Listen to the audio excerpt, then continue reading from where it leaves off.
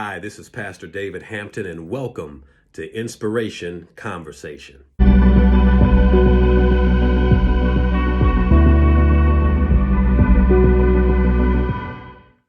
Today, I want to just provide some commentary on Dr. Martin Luther King as we prepare to celebrate his holiday, and I want to look at it from an unsanitized perspective. Oftentimes, we provide a sanitized analysis of Dr. King, but in the words of Dr. Cornel West, Dr. King was a radical whose legacy must not be sterilized. If he were alive today, he would threaten most of those who sing his praises. He would certainly be labeled a socialist, Black Lives Matter sympathizer. And so as we look at Dr. King in his true reality of the struggle, if he were alive today, he'd certainly highlight that there are two Americas, one white and one black, both with profoundly different realities and experiences, two very profoundly different perspectives. Dr. King's fight was rooted as much in economics as it was in ethics, because ethically and morally, his nonviolent movement, as we know, was inspired by Gandhi, but it was really a means of holding a proverbial mirror up to the United States to show the world that while blacks are brutalized and treated as inferior merely based on race, the white system is demonstrably morally inferior due to its treatment of black people based on race.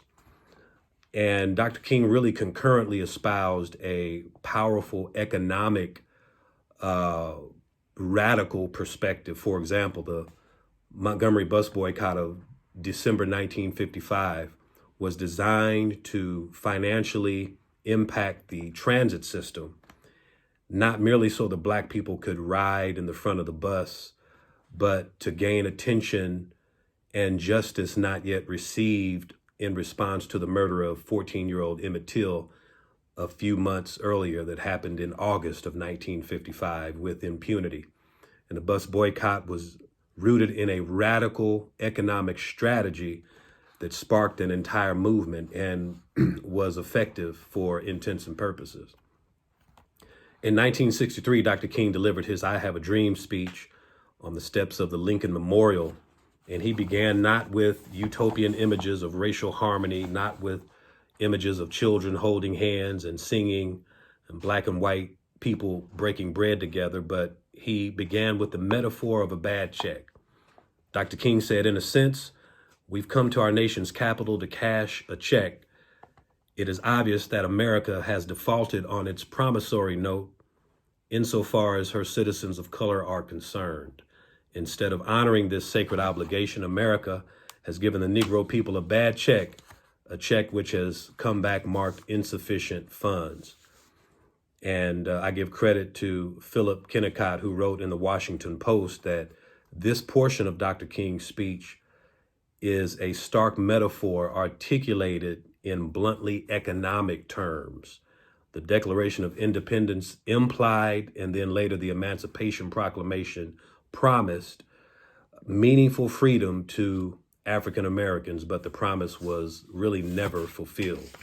And the fact that this portion of Dr. King's speech is often forgotten really speaks volumes about how Dr. King has been processed in the national memory, about the powerful amnesia that has allowed Dr. King to be sanitized and sanctified as an anodyne saint of racial harmony, despite his radical message and his evolution after the 1963 March on Washington into a rigorous critic of militarism, materialism, and capitalism. In fact, Dr. King became such a threat as he publicly opposed the Vietnam War and the unfair wages of sanitation workers in Memphis that he paid with his own life. The unsanitized Dr. King was hated. He was considered a communist and was the target of COINTELPRO, led by FBI Director J. Edgar Hoover at the time. The unsanitized version of Dr. King eschews the notion that 57 years later, here in 2021, that the Civil Rights Act of 1964 eradicated systematic racism. Systematic racism is alive and well today. The unsanitized version of Dr. King would highlight his current and concurrent fight for the civil rights of Black people, as well as the silver rights of Black people. I say silver rights because it has been said that without economic justice, there is no true justice. If he were alive today, Dr. King would highlight that while segregation is no longer the legal practice in America, there certainly exists two Americas, one white and one Black, with glaring disparities. For example, just look at the unemployment rate. The unemployment rate nationwide is 6% for whites, but it's 11, almost 12% for Blacks. And the unemployment rate has always been higher for Black people. That's because the unemployment rate is based on the unemployment rate of white men. And so for Black people in general, that rate is always higher. When you look at education, non-white school districts receive $23 billion more or less than white school districts, where the population of students is the same. And according to Pew Research in 2017, Blacks represent 12% of the U.S. population, but 33% of the prison population, while whites account for 64% of the adult population and only 30% of prisons. The barriers to employment, of course, are higher for those who have been to prison, who are released and try to gain employment, and even educated Black people. There are very few C-suite positions and very few corporate board positions available for Black people. And Dr. King said it in 1963, and I do believe he'd say it today if he were alive, that Black people, what we really want is really for America to be a good business partner. And what do I mean by a business partner? We contributed to the wealth and power and development of America through 400 years of slavery, but never got paid for services rendered. In fact, we have been systematically excluded from being recipients of the wealth and the power that we generated.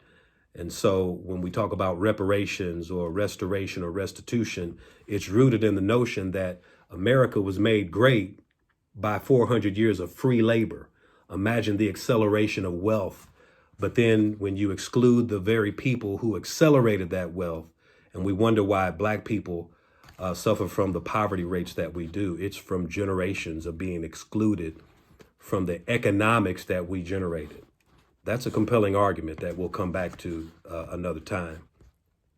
If Dr. King were alive today, he would certainly highlight the different perspectives of Black and white America within the context of January 6th, last Wednesday. We saw two very different events. President-elect Joe Biden said it was one of the darkest days in U.S. history. But in fact, no, it was one of the whitest days in U.S. history, to quote my good friend Gary Simpson. Why? Because the world saw the stark contrast in response to how white insurrectionists were treated, as opposed to how Black Lives Matter protesters were treated in Washington. There are some pundits who have reported that this is the first time American citizens have attacked a fair election process, but that's not the case. Actually, it's not the first time this has happened. History overlooks that after the Civil War, there were violent protests against Black people being able to vote, and many Blacks were actually murdered by angry white mobs as a result. And not only that, Blacks have protested because we're losing our lives. The white insurrectionist mobs protested because they lost a fair election. Stark contrasts.